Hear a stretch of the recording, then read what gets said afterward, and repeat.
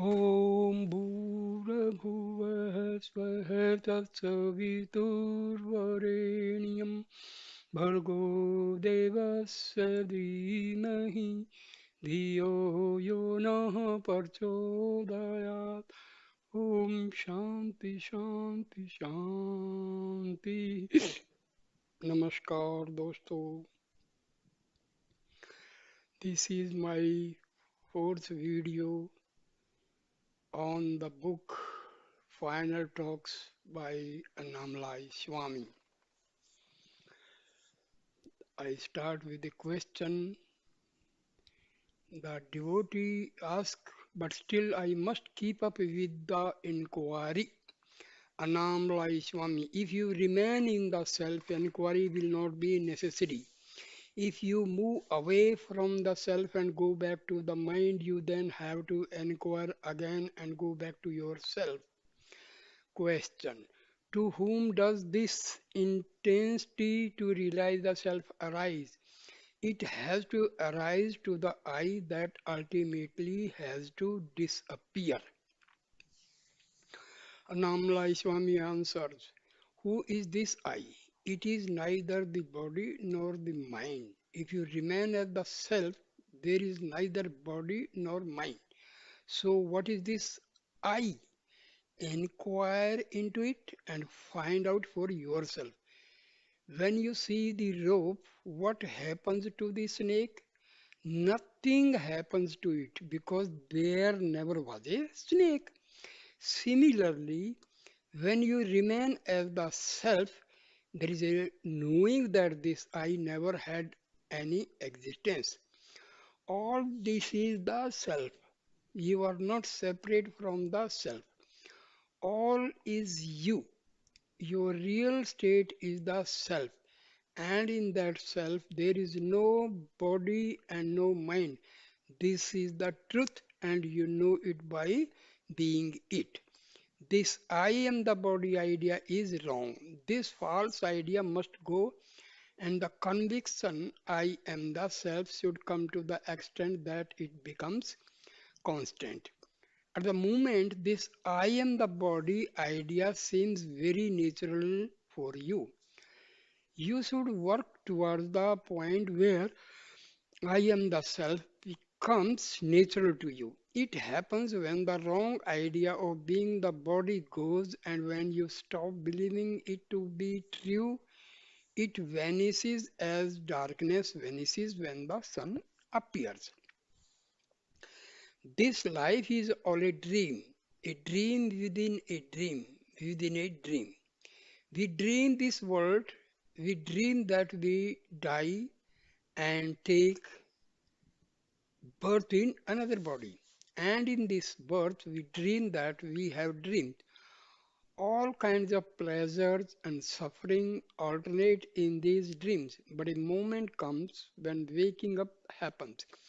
In this moment, which we call realizing the self, there is the understanding that all the births, all the deaths, all the sufferings, and all the pleasures were natural dreams that have finally come to an end.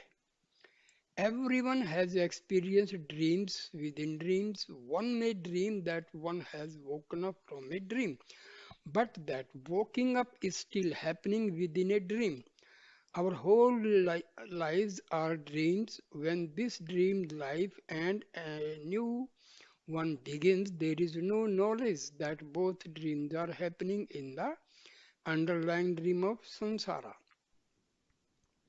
Bhagavan has instructed us in Who Am I to see the whole world as a dream. When realization comes, nothing will affect you because you will have the firm knowledge that all manifestation is an unreal dream.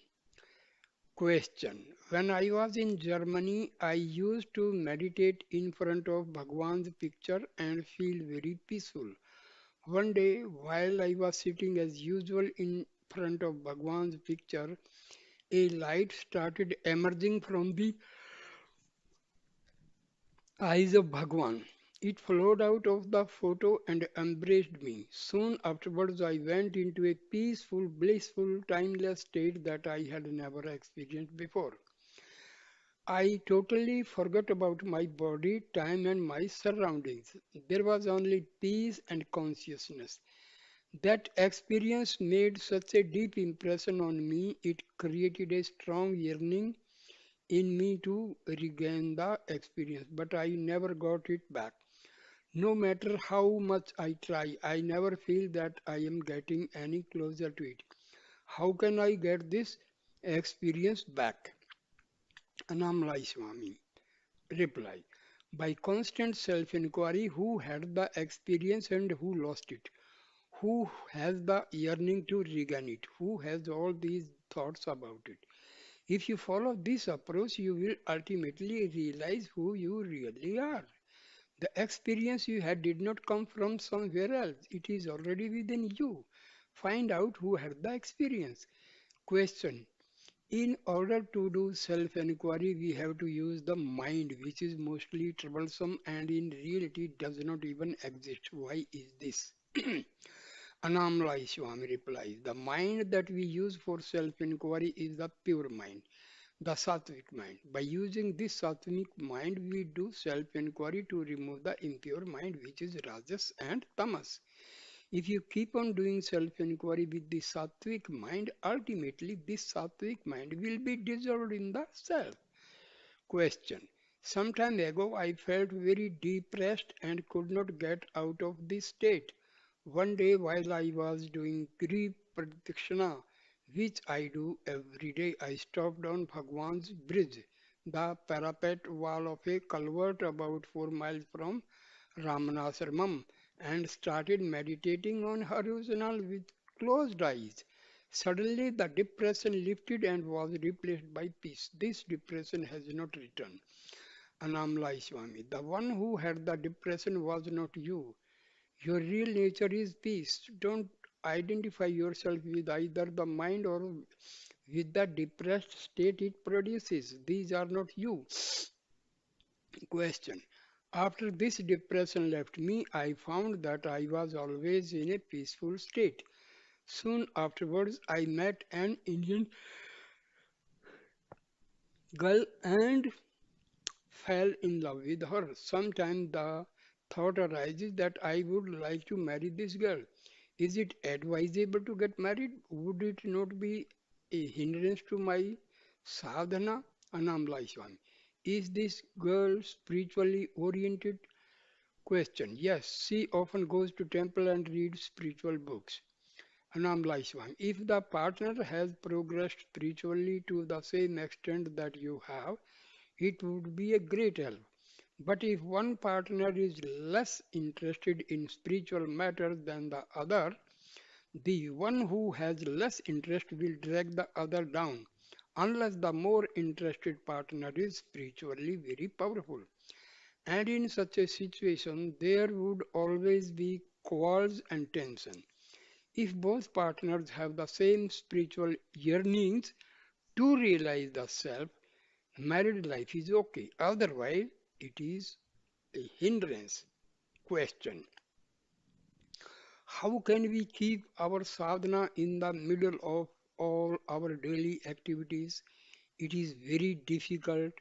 Annamalai Swami replies, Ramakrishna was once asked this question, and in reply he gave the example of a child who was playing by spinning round and round. If you do this, you will soon get dizzy and fall over. But if the same child spins round and round while holding firmly onto a post at arm's length, the child's grip on the post will keep him upright and prevent him from falling. On in this dizzy, spinning world of samsara, if you hold on to the post of the self, you will be able to stay upright and not fall over. I can give you another example. When you cut jackfruits open with your bare hands, there is an unpleasant milky liquid inside that sticks to your fingers and makes it very hard to take out the fruit. And afterwards, it takes hours to scrub it all off. However, if you put a little oil on your fingers before you start the work, this milk liquid will not bother you because it cannot stick to your oiled hands. Without some protection, contact with worldly matters can prove to be sticky and unpleasant. But if you oil yourself with remembrance of the self, you can move smoothly and efficiently through the world without having any of your business affairs stick to you or cause you any trouble or inconvenience. When there is a remembrance of the self, everything in life proceeds smoothly and there is no attachment to the work that is being done. Question. While you were doing a lot of work in the ashram, how did you manage to keep up your sadhana? Annamalai Swami. In those days, Bhagwan was accessible for most of the time, so I was able to get regular guidance in my sadhana. He told me to read Sivananda Lahiri, Elam Andre, Updesasram, and his other writings. He also told me to do prayana, chanting of scriptural works. All this was very helpful in keeping my mind on the self during work. Sri Bhagwan often said, while doing the work, don't have the idea I am doing the work. If you can keep up this attitude, work will not be a burden and no problem will touch you. Don't differentiate between work and meditation. If you don't differentiate, every job you do becomes meditation. And don't make distinction between different kinds of work. Don't think this is a good work, that is a bad work. If you treat all work equally and work you do will be beneficial for your sadhana. Question. We have to live in the world and deal with people, many of whom will try to take advantage of us. Being quiet and detached is one thing, but should we be so quiet and uninterested that we allow other people to take advantage of our passivity? Annamalai Swami replies, you can be quiet within and be tough on the outside if that is the role you have to play in the world. There is a story about a snake that lived under a bush by the side of the street. Whenever people passed the bush, the snake made a lot of noise and tried to bite them. It gave a lot of trouble to anyone who came near. One day, a passing sadhu passed the bush and the snake, as usual, put on an aggressive show of behavior. The sadhu, who could communicate with animals, said, keep quiet and don't bite people. You don't have to behave like this. Live a peaceful life and don't trouble and people who walk past. Don't trouble the people who walk past. The snake heeded the advice and from that day on its behavior completely changed. It sat quietly under its bush and never troubled any one of the people who walked past. Within a few days, the local people realized that the snake was no longer a threat to them, but instead of being relieved, they would throw stones at the snake or try to chase it away. People have this instinctive response to snakes. Whenever they see one, they feel compelled to commit some act of violence against it. The snake ignored the provocation for a while, but it soon realized that this new state of affairs was not an improvement on the previous one. A few days later, the sadhu came by and asked how the snake's new lifestyle was going. Not so good, responded the snake. I am suffering a lot on account of your advice. I am being very calm and I am not giving any trouble to anyone. But because of my calmness and sadhu like behavior, people are taking advantage of me by throwing stones at me and harassing me. They would never do this before because they knew I might retaliate and bite them. The sadhu thought about this for some time and then spoke. I advised you to be calm and not trouble anyone, but that doesn't mean that you have to sit here passively while people come along and hurt you. When people come to cause you trouble in future, just pretend that you are going to bite them. You can be angry on the outside, but on the inside you can still be calm. From then on, the snake adopted the new tactic of hissing at everyone who came past his bush just to let them know that he was still a potential threat.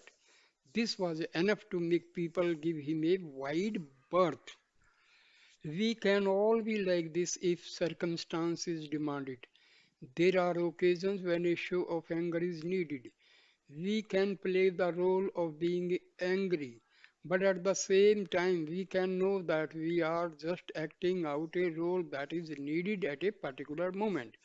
Internally, we can be peaceful while all this is going on. Annamalai Swami answers.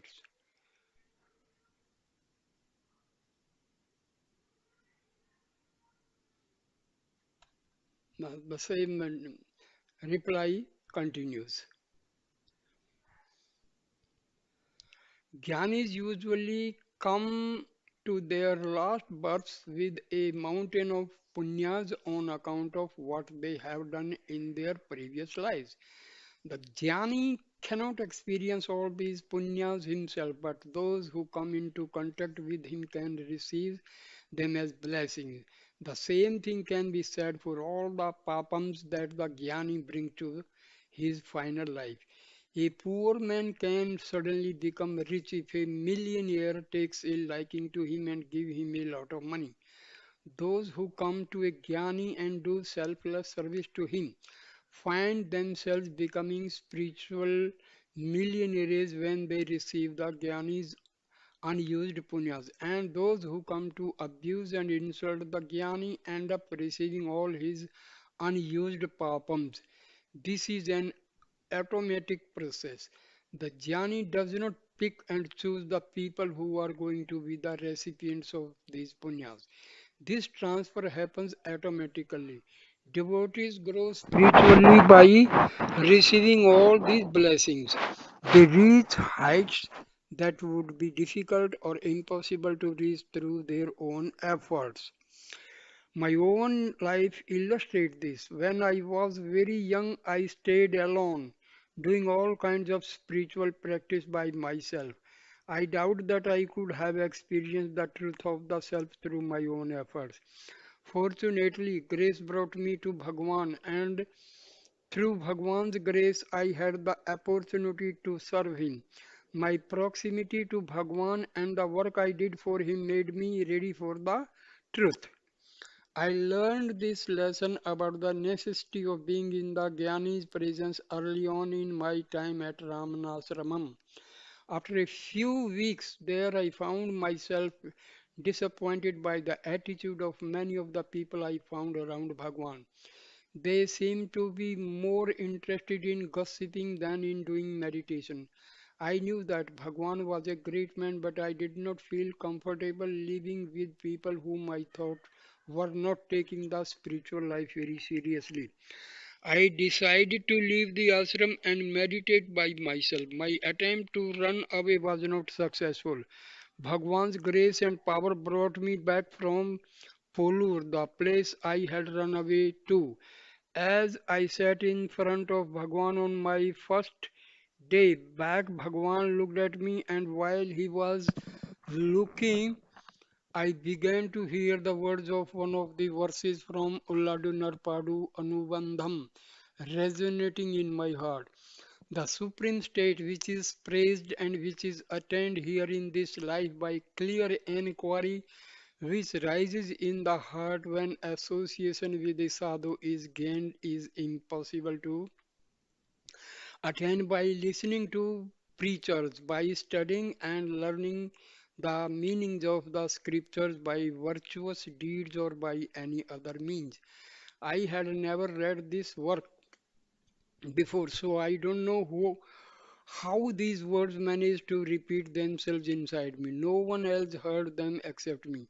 The words praises association with the Jnani, saying that association with such a being is far more productive for sadhaks than doing spiritual practice by oneself. After hearing these words, I got the courage to stay on at Ramanasramam and serve Bhagwan. Question. You said that by serving a Jnani one could receive his unused punyas as a blessing.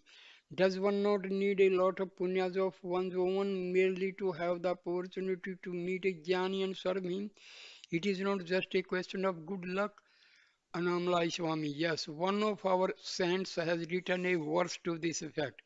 Those who have accumulated punyas in many lives, those who have purified their minds to some extent, those who have made a big spiritual effort over many lives, these kinds of virtuous souls will get association with a realized Guru, and by his grace they will come to realize the truth.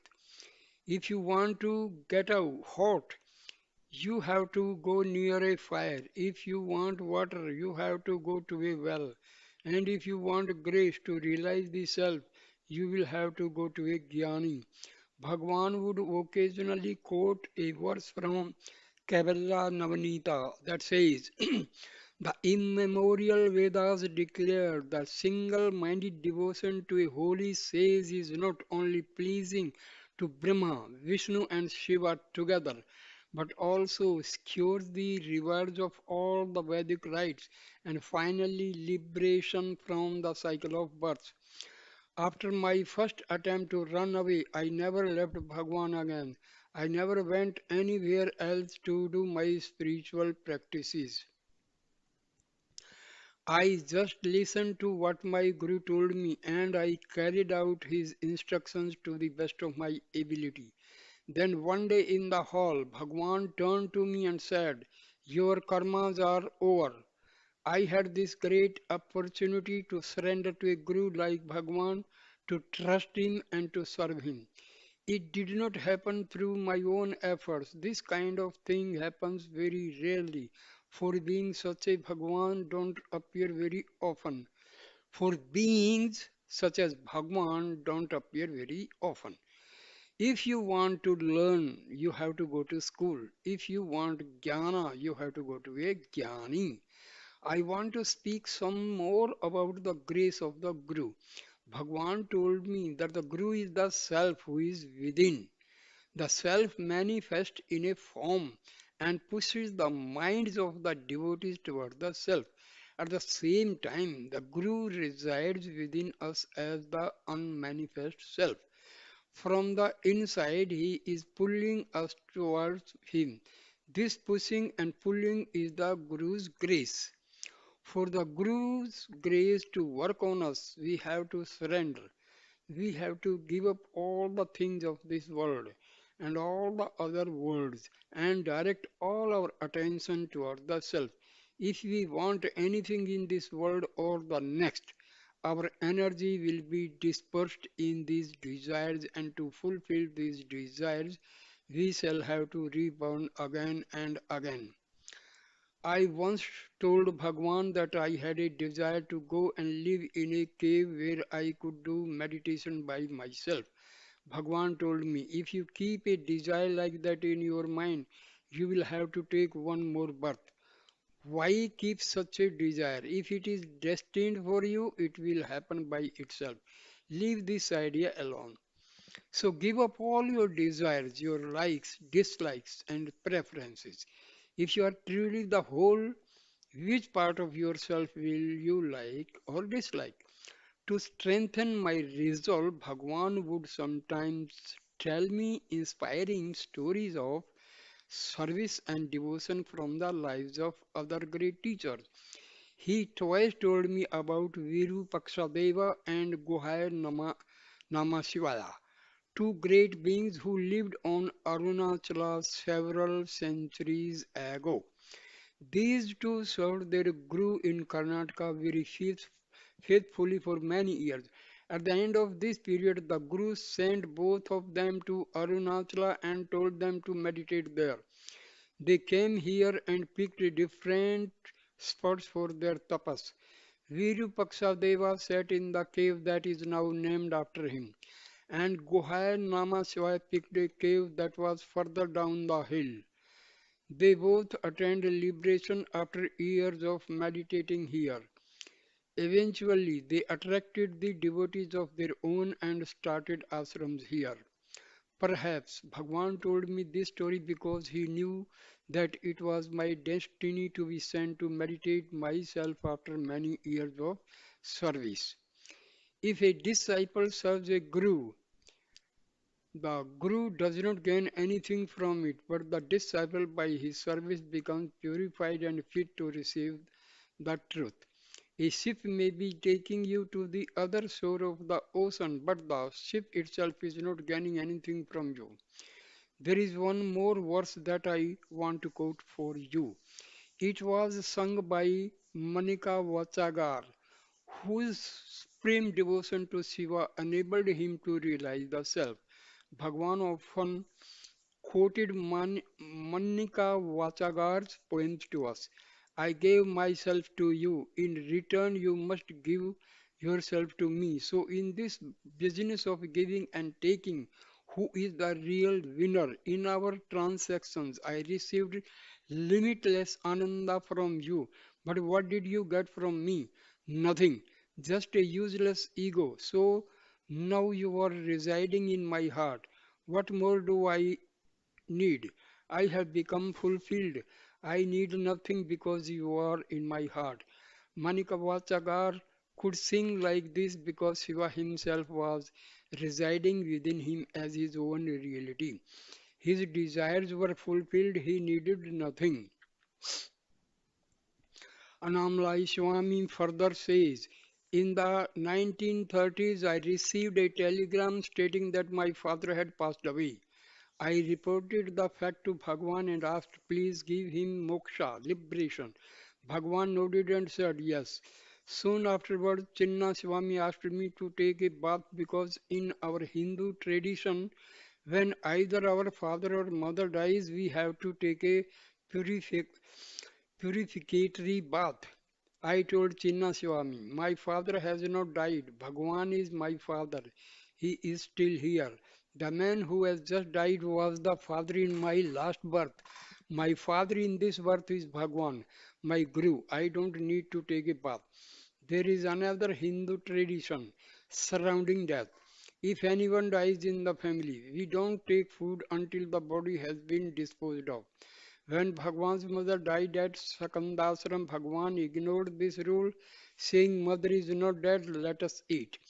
In this case, there was no ritual pollution involved because his mother had realized the self in her final moments. In such circumstances, the usual rules on bathing and fasting do not apply.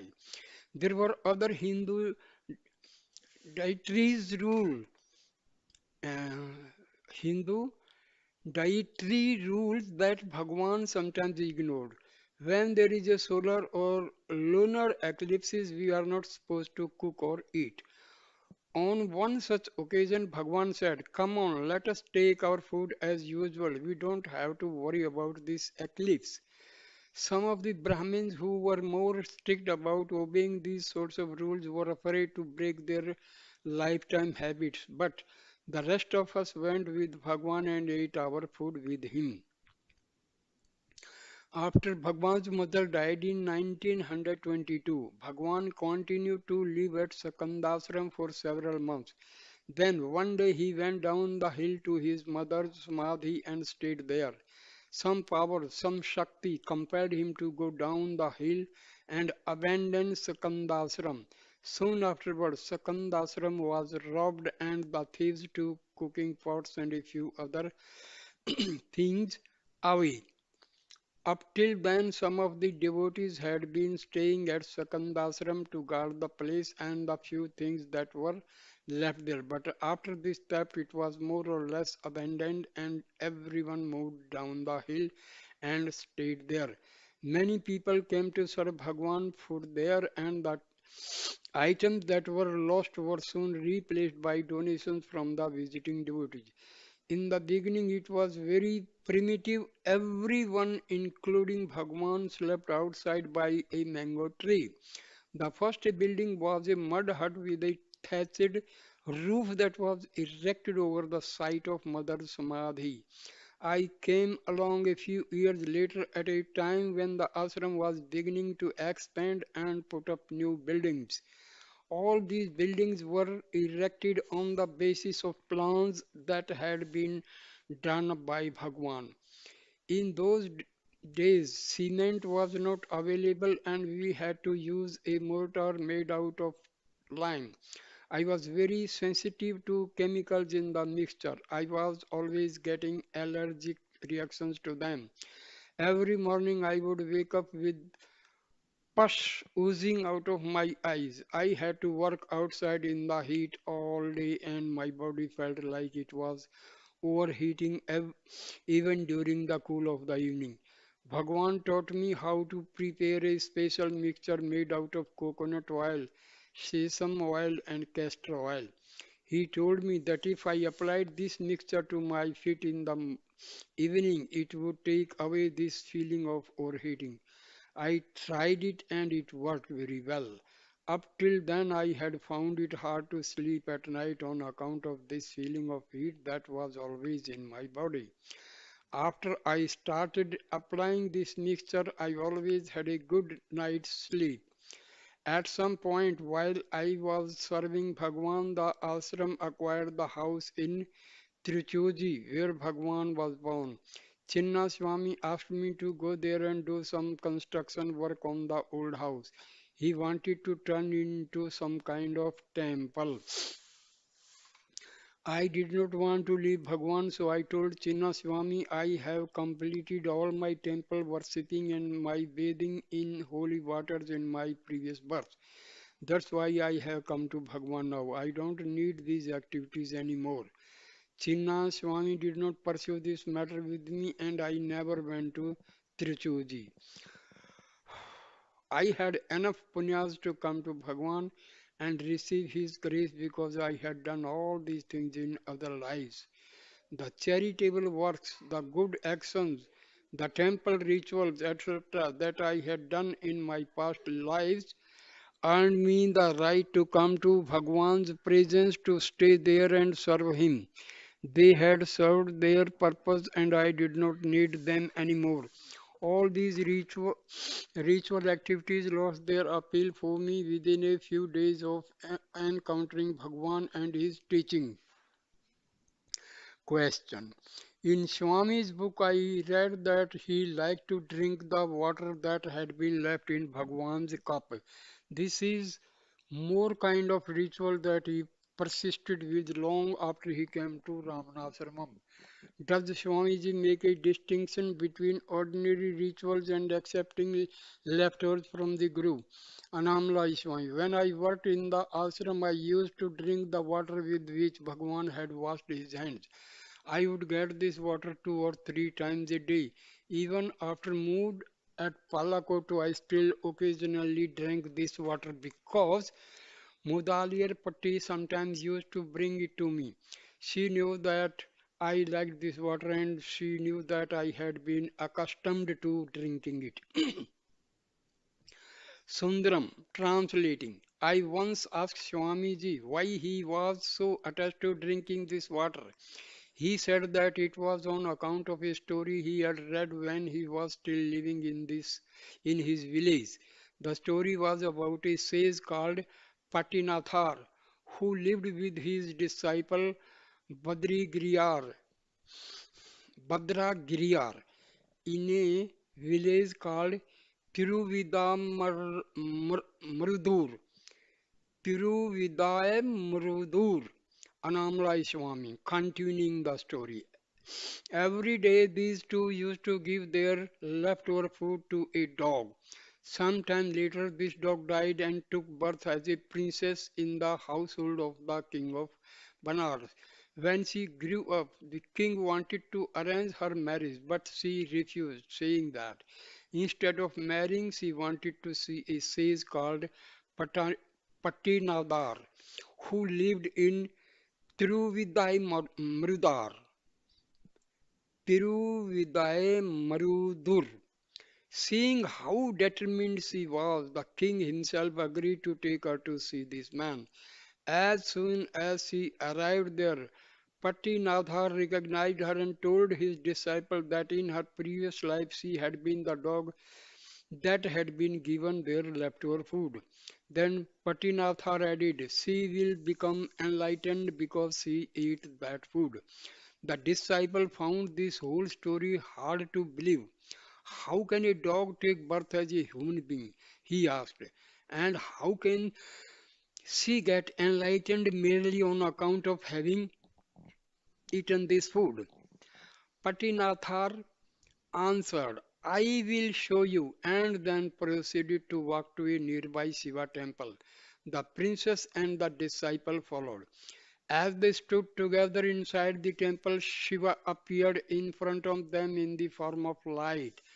The light engulfed both the disciple and the princess and absorbed them into itself.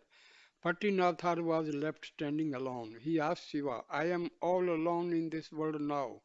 Please tell me how I can also merge with you. Shiva replied, take this bitter tasting sugarcane with you and visit my temple. Each time you visit a temple, taste the sugar cane. If it tastes very sweet there in the temple, you will attain samadhi and become one with me. Patinathar followed these instructions and visited many temples, but during this period, which lasted many years, each time he tasted the sugarcane in these places, it always tasted bitter. Finally, he arrived at Tiruvanantiyar, a small town near Madras.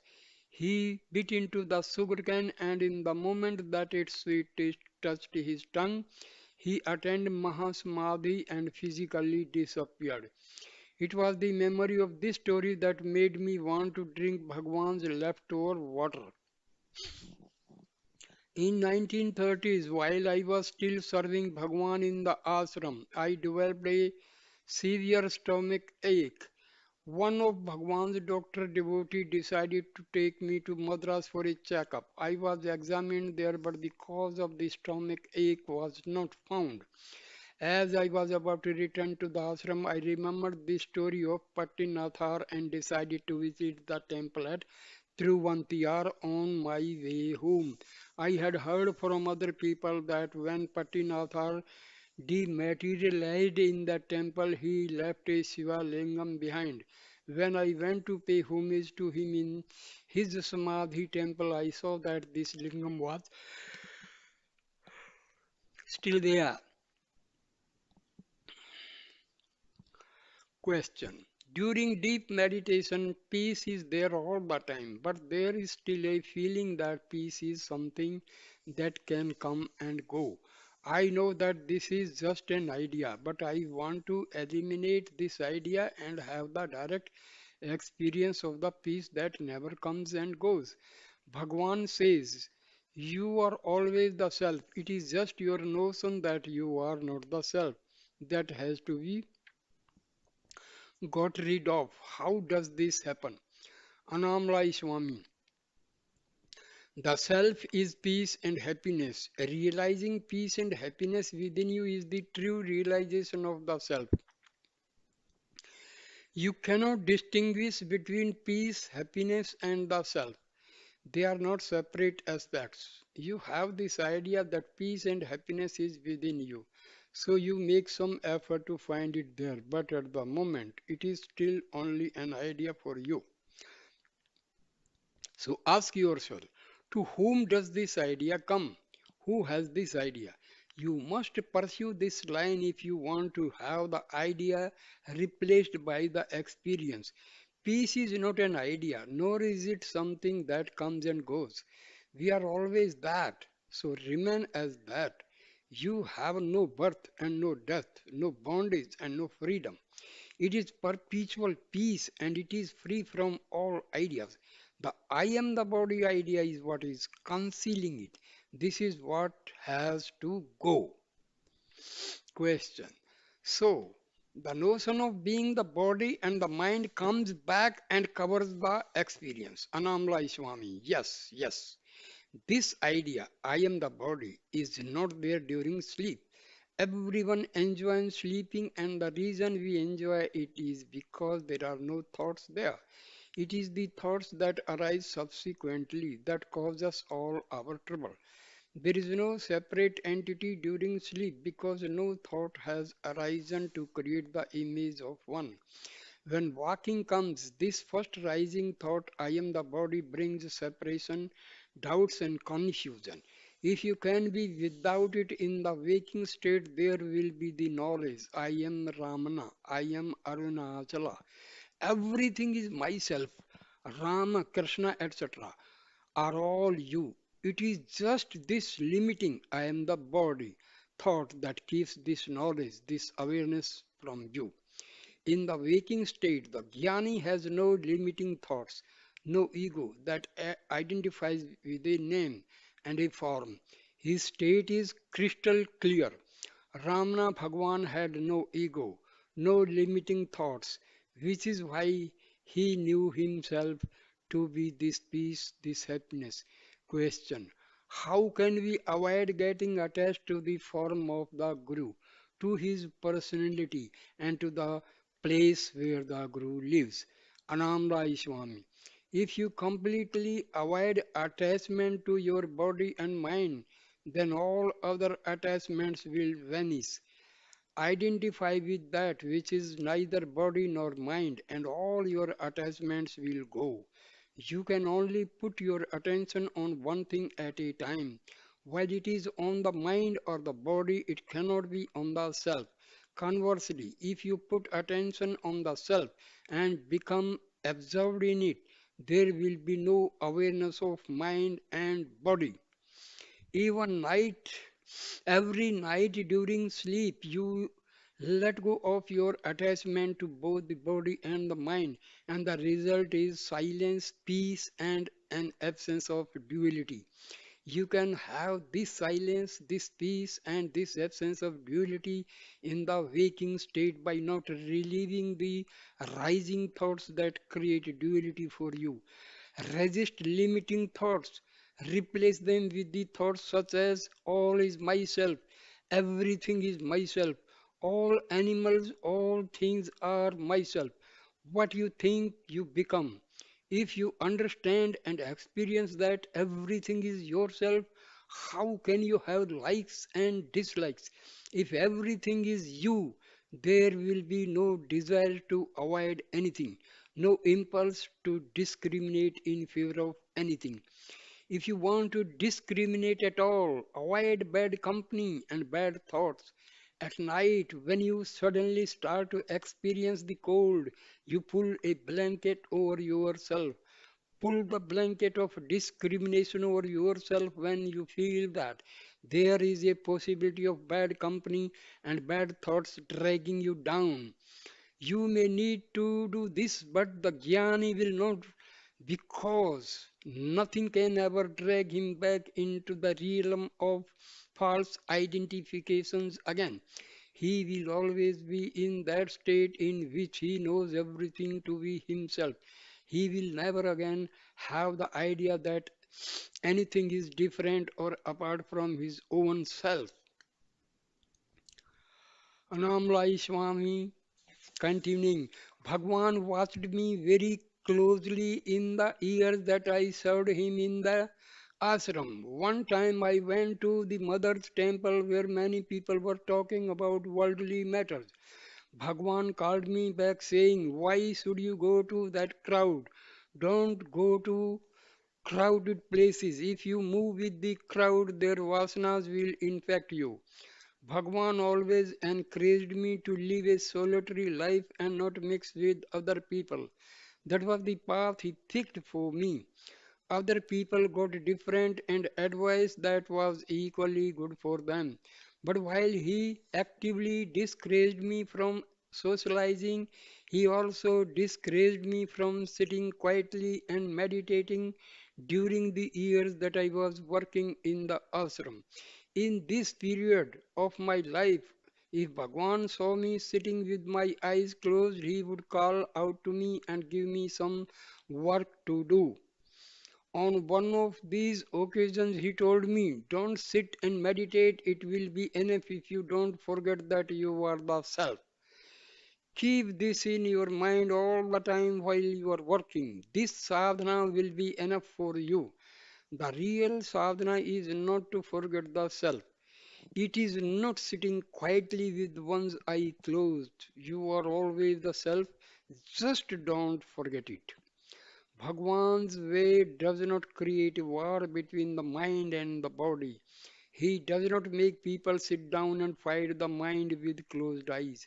Usually, when you sit in meditation, you are struggling to achieve something, fighting to gain control over the mind. But Bhagwan did not advise us to engage in this kind of fight. He told us that there is no need to engage in a war against the mind because mind does not have any real fundamental existence. This mind, he said, is nothing but a shadow. He advised me to be continuously aware of the self while I did the ordinary things of everyday life, and in my case, this was enough. If you understand the self and be that self, everything will appear to you as your own self. No problems will ever come to you while you have this vision, because you are all and all is the self. Choices about liking or disliking will not arise. If you put on green tinted glasses, everything you see will appear to be green. If you adopt the vision of the self, everything that is seen will be the self and self alone. So these were Bhagwan's teachings for me. If you want to understand the self, no formal sadhana is required. You are always the self. Be aware of the self while you are working. Convince yourself that you are the self and not the body or the mind, and always avoid the thought, I am not the self. Avoid thoughts that limit you, thoughts that make you believe that you are not the self. I once asked Bhagwan, you are at the top of the hill. You have reached the summit of spiritual life, whereas I am still at the bottom of the hill. Please help me to reach the summit. Bhagwan answered, it will be enough if you give up the thought I am at the bottom of the hill. If you can do this, there will be no difference between us. It is just your thoughts that are convincing you that I am at the top and you are at the bottom. If you can give up this difference, you will be fine. Don't adopt attitudes such as these that automatically assume that you are limited or inferior in any way. On another occasion, I asked Bhagwan, nowadays many people are crossing big oceans by plane in very short periods of time. I would like Bhagwan to find us a good device, a jnana airplane that can speedily transport us to moksha. This time Bhagwan replied, we are both traveling in a Jnana airplane, but you don't understand this.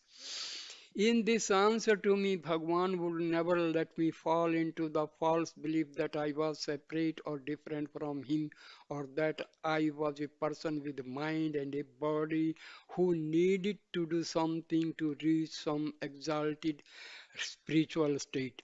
Whenever I asked him questions that were based on assumptions such as these, he would show me the error that was implicit in the question and gently point me back to the truth, the self. He would never allow me to entertain wrong ideas. Question. What other questions did Swamiji ask during his early days at Ramana? Annamalai Swami replies, when I first came to Bhagwan, I used to ask questions about liberation, what is bondage, what is freedom, and so on. Vrugnar, who was sitting next to me on one of these occasions, laughed and said, "This body doesn't even know what liberation is and what bondage is." I think he was amused by the innocence of my enquiries. After I began serving Bhagwan, I listened very attentively to all the philosophical explanations that he gave. I also talked to Chadwick and other devotees about various aspects of Vedanta. I gradually absorbed the teachings until a point came where I could say that I had a good working knowledge of Bhagwan's teachings and the various other systems that were being discussed in his presence. In one of his later songs, Murugnar wrote about Bhagwan. You make wise people of those who come to you in an ignorant state. This is the grace of Ramana. I always felt that this was a reference to me.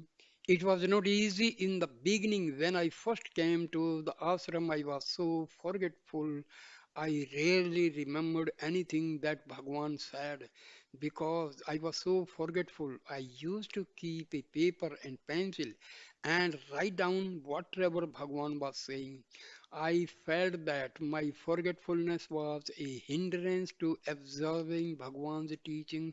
So one day I approached him and said, "Bhagwan, my memory is very bad. Could you please bless me with a good one?" Bhagwan looked into my eyes for a few minutes without saying anything. From that day on, my memory became very clear and sharp, so much so I gave up carrying my pencil and paper. A woman on a pilgrimage stopped off to visit Annamalai Swami and asked for his blessings and advice. Annamalai Swami reacts. Don't forget yourself wherever you go. If you can manage this, you will not need anything else. A student once came to Bhagwan and told him that he wanted to go for further education. Bhagwan told him, "This education is good for you. Study more, but at the same time, study the person who is studying. Study yourself." One of the old Siddhas, Tamil poet saints who lived about 1000 years ago, composed a song. I yearned for and searched for the truth. I ran everywhere looking for it. I wasted my life, my time, and my energy looking everywhere for this truth. So much time was wasted in this pursuit. I have grown old and am about to die, but finally I have understood that the truth light is within myself. You are going to different places on a pilgrimage, but what you are really looking for is yourself. You cannot achieve success in this by going on external searches because you yourself are the one that is being looked for. Your real nature is peace. Forgetting this, you have lost your peace and you are searching in the outside worlds where there is no peace to be found. This is the teaching of Bhagwan, my Guru. I am passing it on to you. You must understand who you are and what you are, and then you must remain as that. If you can manage this, this itself will suffice. Right now, you are under the impression that you are your body and your mind, but the truth is you are the self. Let go of the I that you imagine yourself to be and catch hold of the real I that is the self. What do you hope to gain from your pilgrimage from going here and there in an external journey? You are holding on to the idea that you are your body and your mind. Having assumed this, you are now looking for an external God so that you can worship Him. Though such worship may be beneficial, it will not take you beyond the realm of the mind. While you hold on to the idea that you are a person inside a body, whatever you see will be a manifestation of your own mind. You cannot transcend the mind by worshipping your own external projections. All these external appearances that you see in front of you are Maya. They have no fundamental abiding reality. To find the self, to find what is true and real, you have to look inside yourself. You have to find the source, the place where all these mental projections arise. You are looking for satisfaction in the outside world because you think that all these objects you see in front of you are real, they are not. The reality is the substratum in which they all appear. This is what you should be seeking instead of looking for external gods in the different pilgrimage places.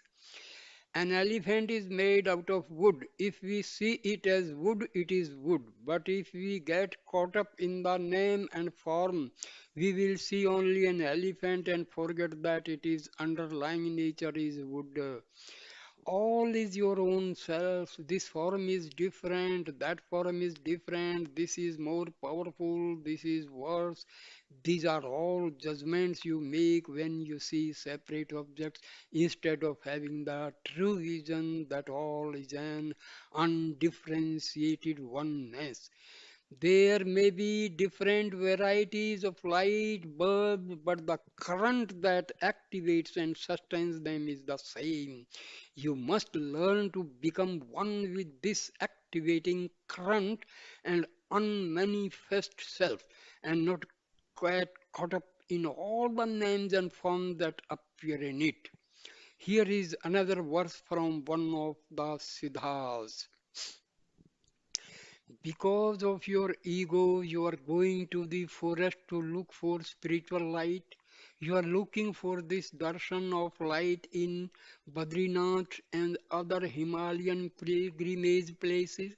These things are the illusion of the mind. They depend on the states of the mind and the functioning of the mind. That which you are searching for is within yourself. Bhagwan wrote in Ulladunarpadu verse 11, knowing all else without knowing oneself, the knower of objects known is nothing but ignorance. How instead can it be knowledge?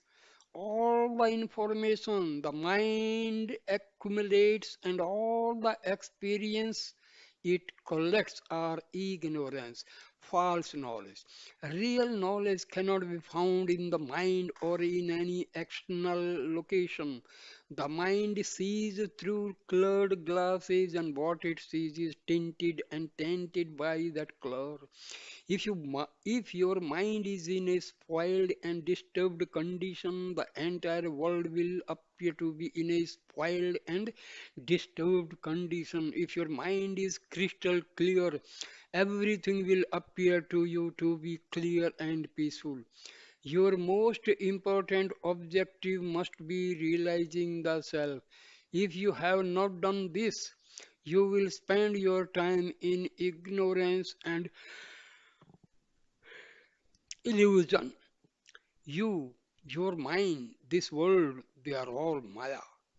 Don't become a slave to this Maya. Instead, realize the self and let Maya become your servant. I have just remembered another verse from the Siddhas. Many people have struggled years together to realize the self. Millions and millions of people have struggled looking for the light outside themselves. If these millions and millions of people have died without understanding the self that is within them, it is because they did not understand the real path. You must find someone who has followed the right path, someone who has discovered this inner truth for himself and who stabilized himself there. Such a one will give you good advice. He will not send you out on unproductive adventures in the outside world. Following the advice of someone who has not reached this state is simply a case of the blind leading the blind. Neither knows the right path, and both will eventually fall into a big hole. You may find a fruit that is very bitter and decide to improve its flavor.